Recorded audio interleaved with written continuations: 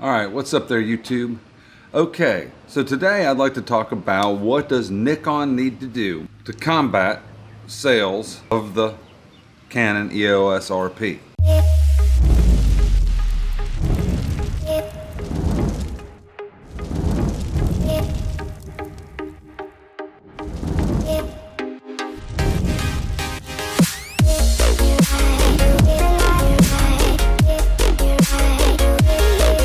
I think the EOS-RP is going to target a specific audience, and that's people that have consumer grade Canon DSLRs, like students and people like that just go to Best Buy and pick up a Canon DSLR because they want something better than their smartphone for shooting. They want to be more professional. They want to get a little bit better pictures. They want a little bit more control over their camera, and they want a dedicated camera to do it.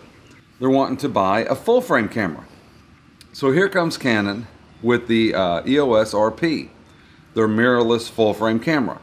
Recently, since the camera actually has been out in people's hands, I found out that if you use a crop sensor lens on the EOS-RP, it defaults to 720p recording. That's ridiculous.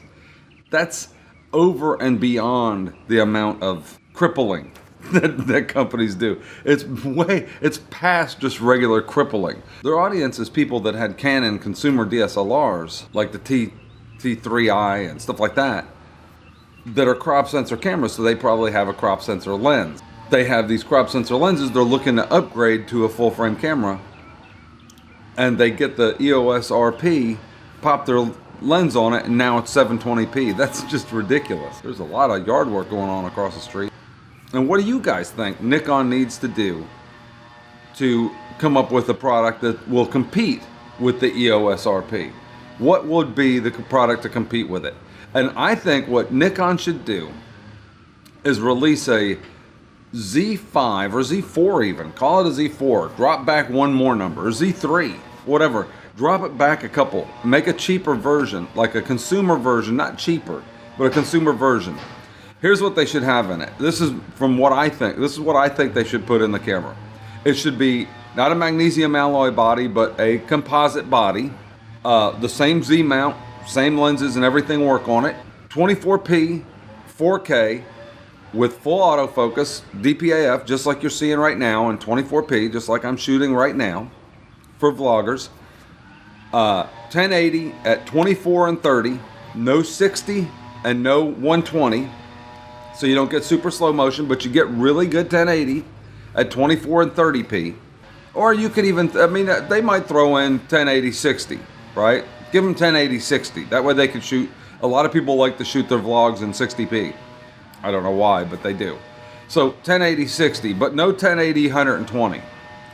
Save that for another, for the upgrade to the Z6. You got to have a reason to upgrade without completely crippling the camera. HDMI out, but not a clean HDMI out. Leave the stuff on it, because nobody's going to use the camera and put it on a recorder and use it professionally to do their main recording. For that, you upgrade to the Z6. No 422 10-bit output through the thing. No camera raw output.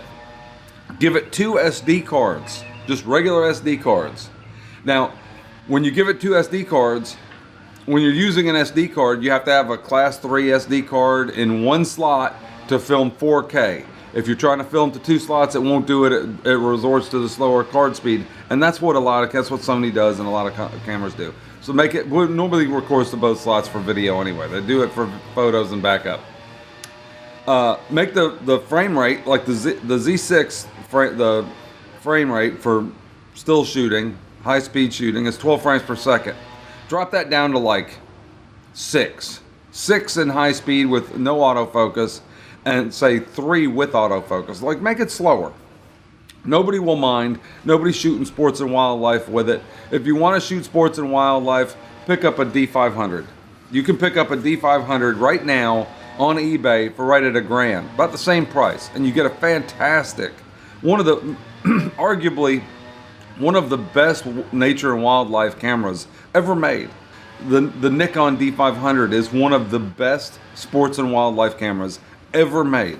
It's extremely fast. It shoots 4K video. Yeah, it's a DSLR, but it's extremely fast. It has that crop for going in, for getting tight, with a nice long lens.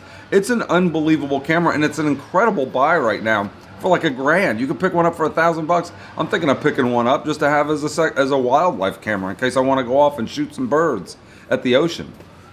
Not because the Z6 isn't a good camera, but why get another separate lens? It's got a crop, it already crops in, it's super fast, I can capture the birds. I don't care. You know, it's perfect, it's great. Anyway, back to the Z4. So give it a flip screen. Make the screen flip all the way around. You can do a lower res and a lower res optical viewfinder. It doesn't have to be as groundbreaking as the one that's in the Z6. Nobody's gonna mind, especially people that are upgrading from, say, a D3500, right? Or a D5200 or something. Somebody's got a DSLR that they've liked shooting with. They want to be able to shoot some vlogging and shoot some photos. Boom, there's your Z5, Z4, whatever you want to call it.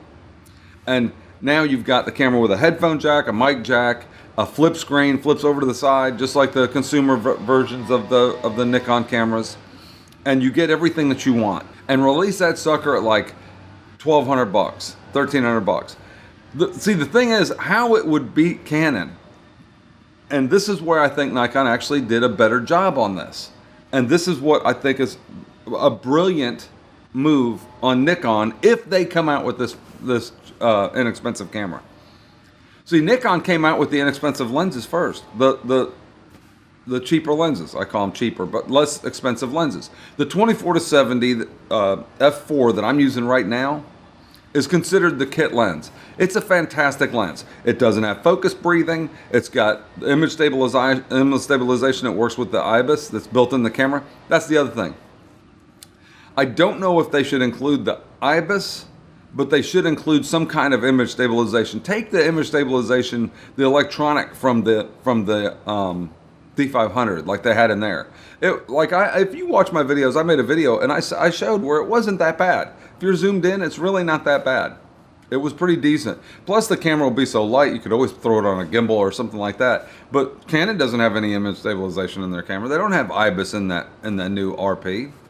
So take it out. Make the camera cheaper by taking out the IBIS. Just have the sensor mounted in there. This 24-70, it's a fantastic lens. It's 24-70 f4. The thing costs like $900 new. I think you can buy it for like $600. I think with the kit it was like $500 or $600 included with the kit.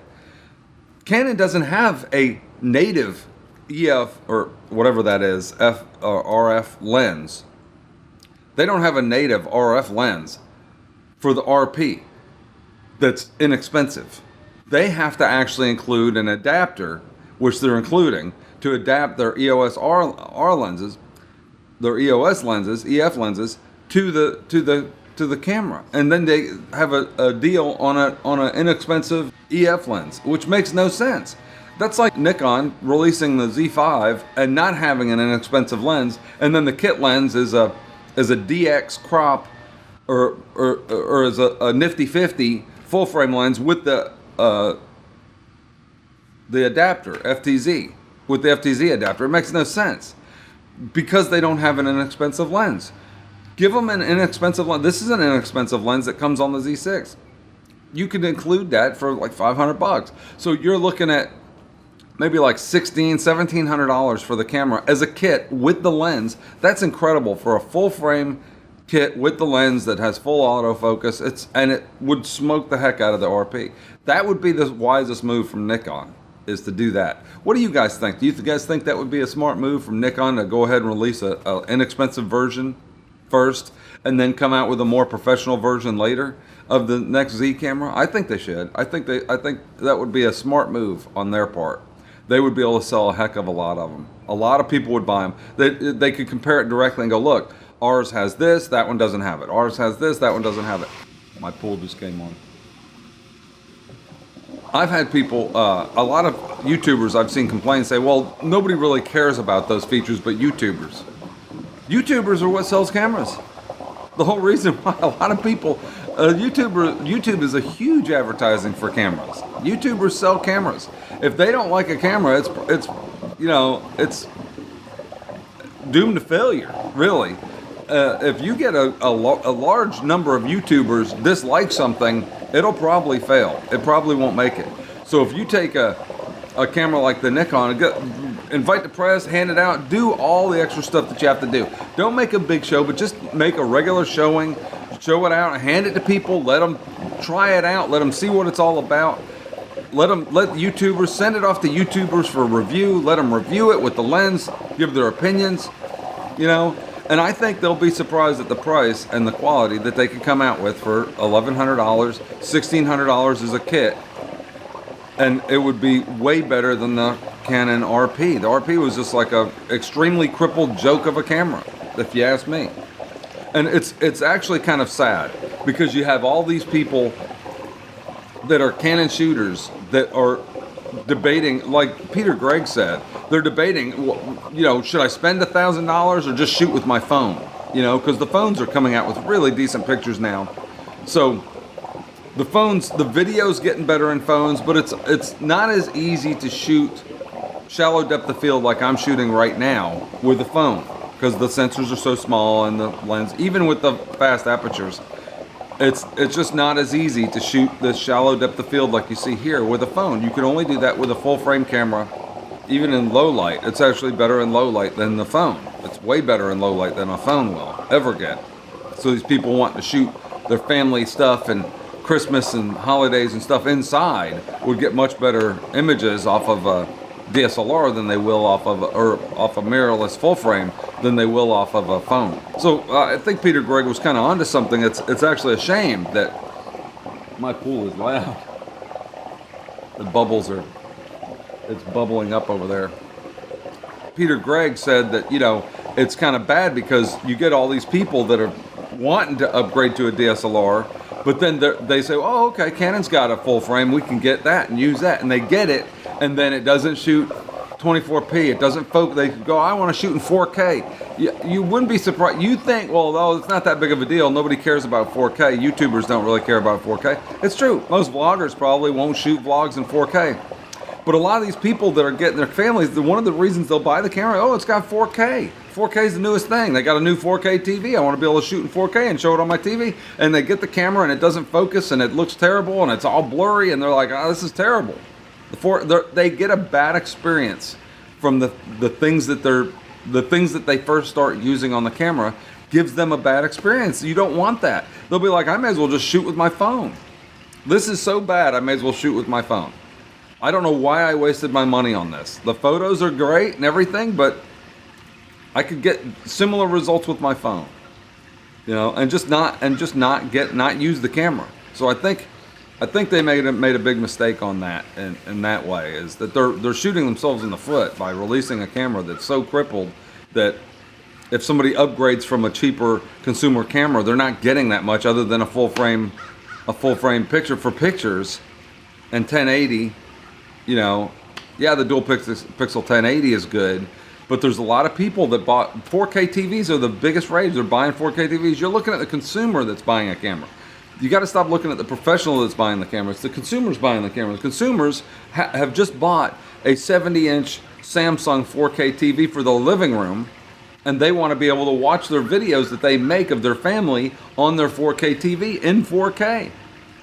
So to cripple it to where it doesn't focus worth a dang in 4K is just going to make 4K look bad. It's going to make it look bad. They're going to be like, well, I don't know why I got this.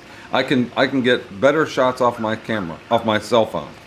Anyway, what do you guys think about the Nikon Z5 and Z4 and like a lower end version? You think they should do that, or should they just concentrate on the upper end? Come out with a professional 2 XQD card slot beast of a camera, that's even better than better focusing and everything for stills, and get that market back of the D850 shooters that didn't want to go to the Z7 because the focusing wasn't as good, stuff like that. What do you guys think? I mean, I'm not making excuses for any of the cameras, but comment below, let me know what you guys think. Have a good day, YouTube. I'm out. I got stuff I got to do. See ya.